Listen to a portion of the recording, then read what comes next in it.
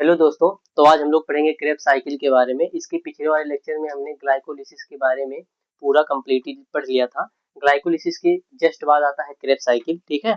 इसमें एक और आता है लिंक रिएक्शन, तो हम इसी क्रेब्स साइकिल में ही उसको एडजस्ट कर देंगे, उसका अलग से कोई लेक्चर नहीं देंगे।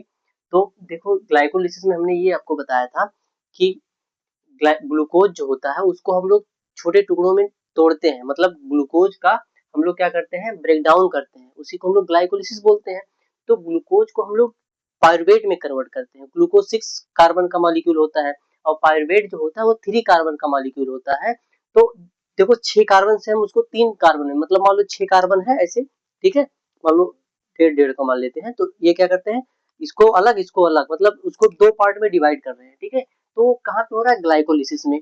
उसके बाद क्या होता है, जो पायरुवेट होता है, पायरुवेट में हमने कन्वर्ट कर दिया, तो पायरुवेट को हम लोग कन्वर्ट करते हैं एसिटिल को एंजाइम ए में, और एसिटिल को एंजाइम ए फिर ये जाता है क्रेब्स साइकिल में, ठीक है।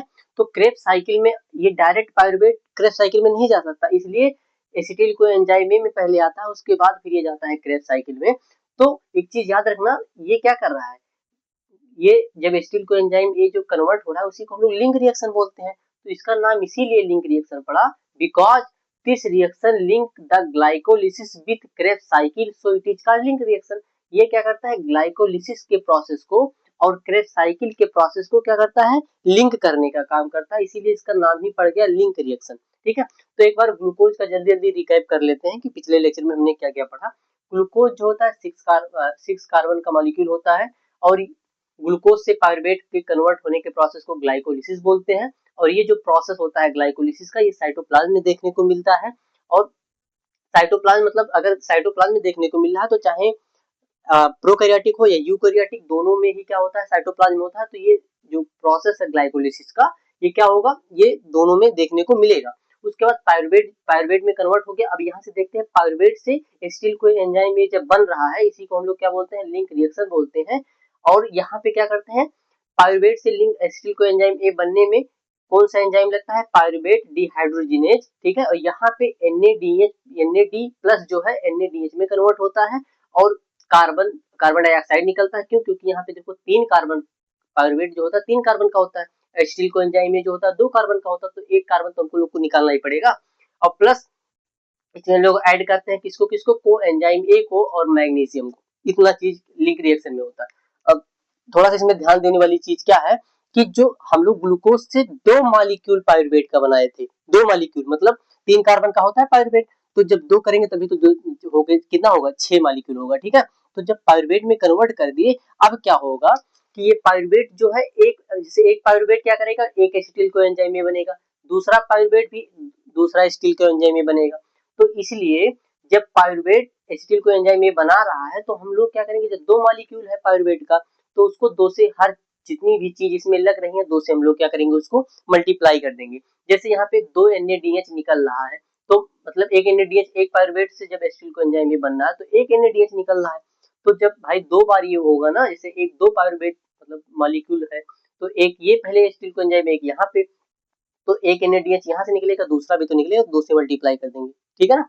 तो यहाँ पे क्या है, CO2 निकल रहा है, एक निकलेगा, लेकिन जब 2 मॉलिक्यूल है तो यहाँ पे क्या होगा, 2 निकलेगा। को एंजाइम में भी 2 लगेंगे, इसमें मैग्नीशियम जो Mg प्लस प्लस आयन से, ये भी 2 लगेगा, ठीक है। तो ये लिंक रिएक्शन हो गया। अब यहाँ पे क्या होता है, लिंक रिएक्शन को हम लोग ऑक्सीडेटिव डीकार्बोक्सिलेशन बोलते हैं, गेटवे रिएक्शन 4 भी बोलते हैं।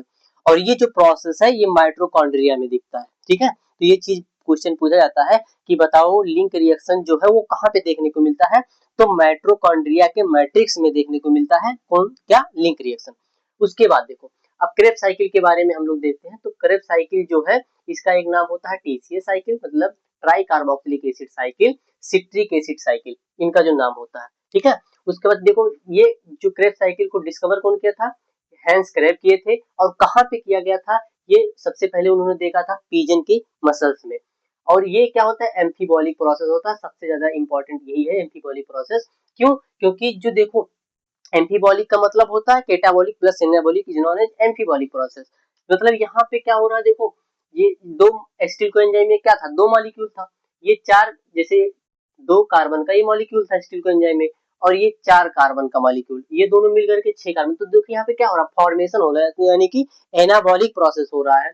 फिर यहाँ पे देखो, यहाँ पे 6 कार्बन है, यहाँ से 5 कार्बन हो गया, तो यहाँ पे क्या हो रहा है, एक कार्बन निकल रहा, मतलब टूट रहा है कोई चीज, तो उसको क्या बोलेंगे, केटाबॉलिक। तो दोनों प्रोसेस देखने को मिल रहा है क्रेब्स साइकिल में, इसलिए इसको क्या बोलेंगे, एम्फीबॉलिक प्रोसेस। लेकिन ये दोनों क्या है, ये सब में क्या हो रहा है, कैटाबॉलिक प्रोसेस ही हो रहा है। क्यों, क्योंकि यहाँ पे 6 कार्बन यहाँ से टूट करके 3 कार्बन का बन रहा है, फिर यहाँ 3 कार्बन से 2 कार्बन, तो ये सब क्या हो रहा है, छोटे छोटे टुकड़ों में टूट रहे हैं, इसलिए इसको क्या बोलेंगे, कैटाबॉलिक प्रोसेस।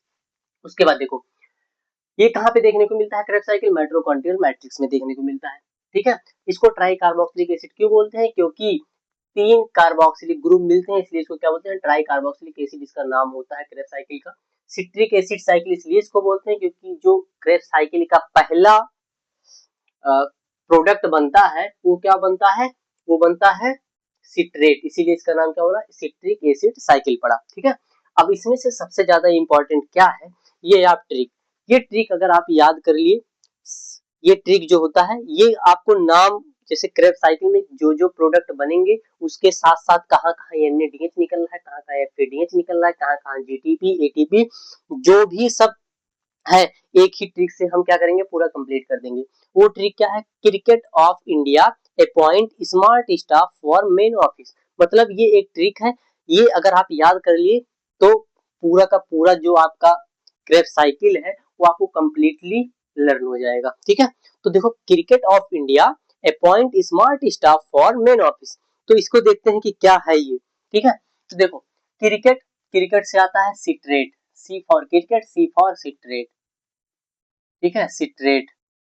उसके बाद इंडिया, तो आई से क्या होता है, आई से आइसोसिट्रेट, आइसोसिट्रेट। उसके बाद ए से अल्फा कीटो ग्लूट्रेट। उसके बाद क्या है, एस से सक्सेनाइल को एंजाइम ए, सक्सेनाइल को enzyme A. S for staff, yes, yes से मतलब क्या होगा, सक्सीनेट, सक्सीनेट। एफ से फ्यूमरेट, एम से मैलेट, मैलेट, और ओ से ऑक्जेलो एसीटेट।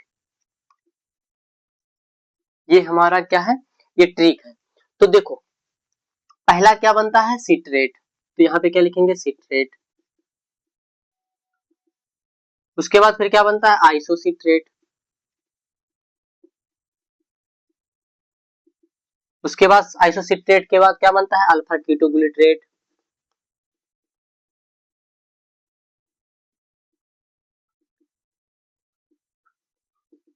फिर क्या बनता है, सक्सिनाइल को एंजाइम ए, फिर सक्सीनेट। उसके बाद क्या बनता है, फ्यूमरेट।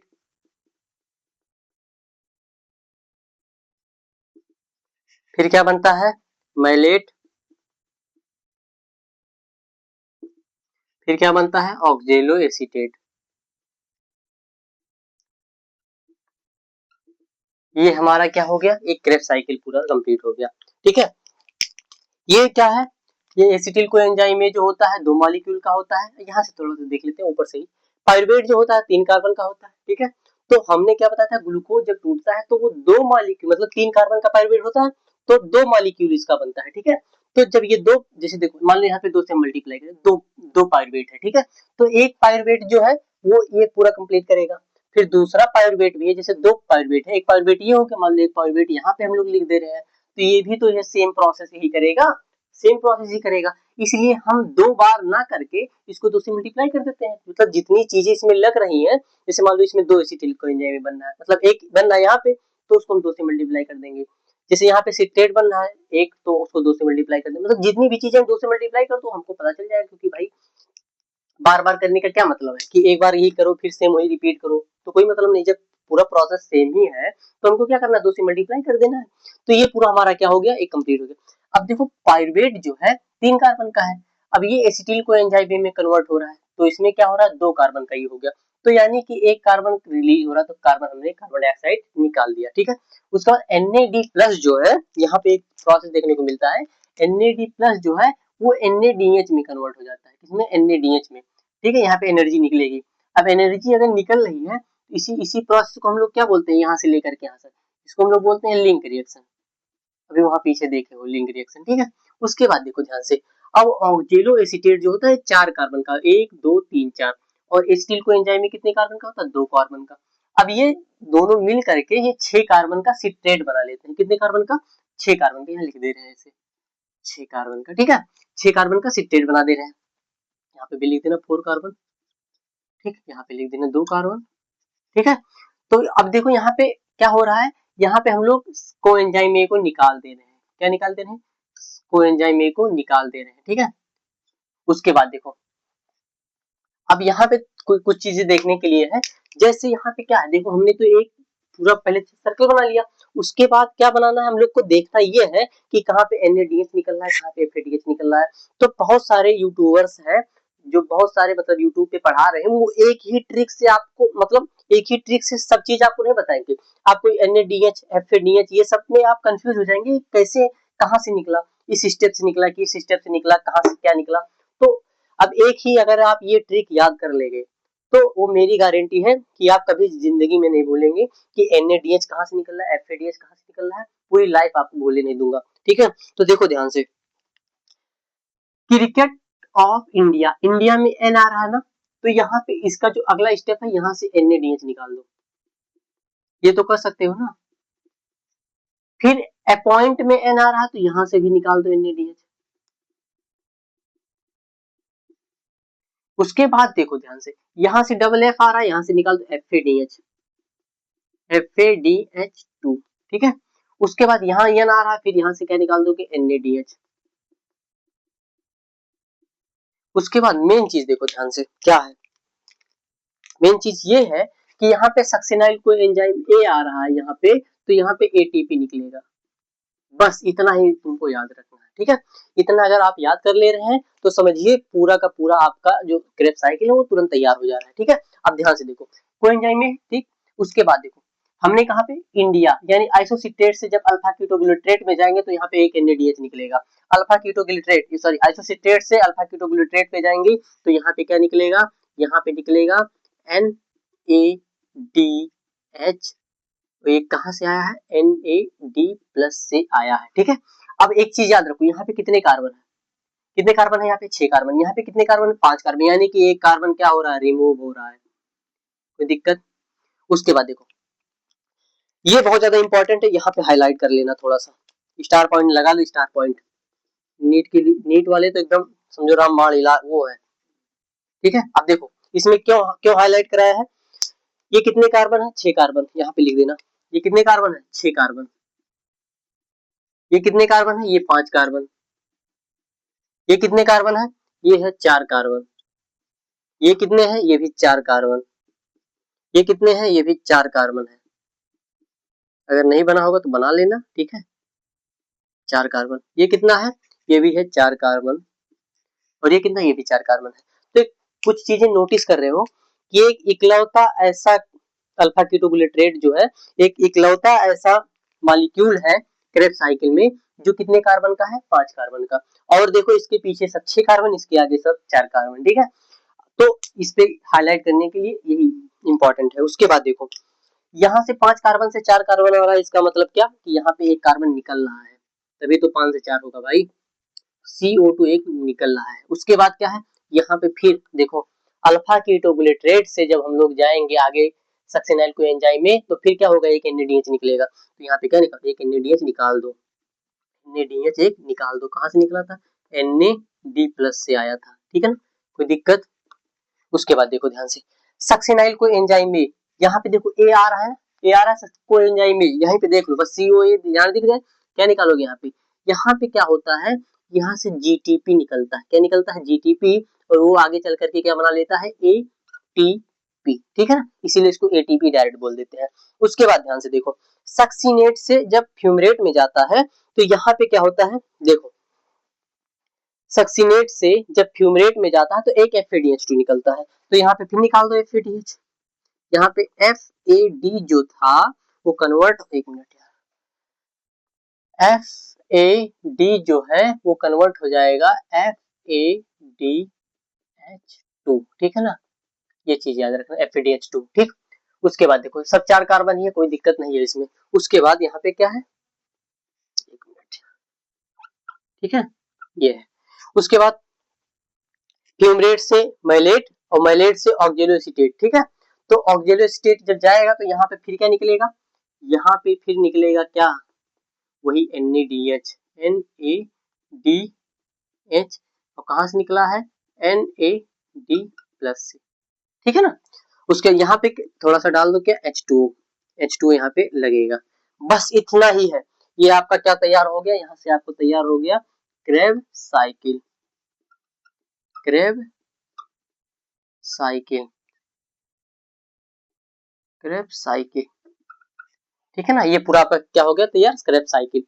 उसके बाद यहाँ पे एक एंजाइम लगता है जो कि बहुत ज्यादा इंपॉर्टेंट है, जब सक्सीनेट से फ्यूमरेट बनता है तो यहाँ पे एक एंजाइम क्या लगता है, सक्सीनेट डिहाइड्रोजिनेज।